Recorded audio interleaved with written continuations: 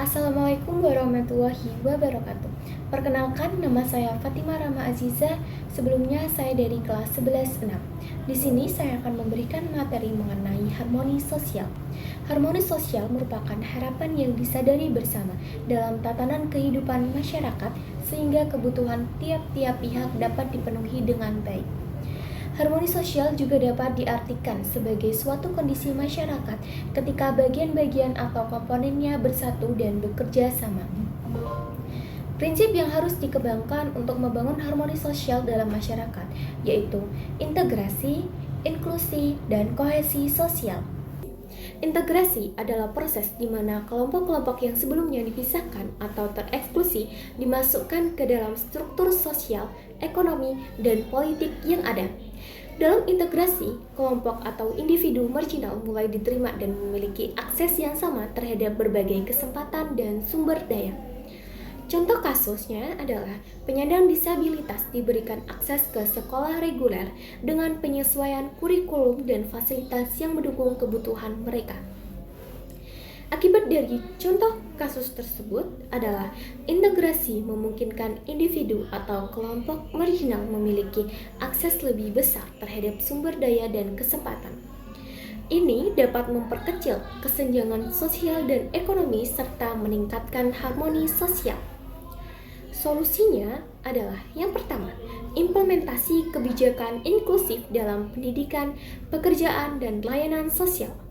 Yang kedua, menghargai keragaman dan menyesuaikan sistem sosial agar setiap orang dapat berpartisipasi secara penuh. Harapan dari solusi tersebut adalah masyarakat yang menghargai dan mendukung semua anggotanya tanpa memandang perbedaan, menciptakan lingkungan yang inklusif dan adil. Inklusi adalah langkah lebih maju dari integrasi. Dalam masyarakat yang inklusif, perbedaan dihargai sebagai bagian dari kekuatan kolektif dan semua orang memiliki peran dan kesempatan yang setara. Contoh kasusnya adalah seseorang siswa dengan autisme diterima di sekolah umum dengan guru yang terlatih untuk memenuhi kebutuhan belajarnya, serta adanya dukungan sosial bagi siswa lain untuk memahami dan menerima perbedaan tersebut. Akibatnya, yaitu inklusi menciptakan lingkungan yang lebih adil dan responsif terhadap kebutuhan setiap individu. Ini dapat memperkuat kohesi sosial, mengurangi diskriminasi, dan membuka peluang bagi setiap orang berkembang sesuai potensinya. Solusinya yang pertama yaitu pelatihan tenaga pendidikan dan tenaga kerja untuk bekerja dalam lingkungan yang beragam. Yang kedua, menciptakan kebijakan yang mendukung inklusi di semua aspek kehidupan, termasuk di dunia kerja, pendidikan, dan layanan kesehatan. Harapan dari solusi tersebut adalah sebuah dunia yang menerima dan mendukung perbedaan, di mana setiap orang dapat berpartisipasi secara penuh tanpa merasa tereksklusi atau diskriminasi. Kohesi sosial. Kohesi sosial adalah tidak adanya konflik sosial laten. Selain itu, adanya ikatan sosial yang kuat.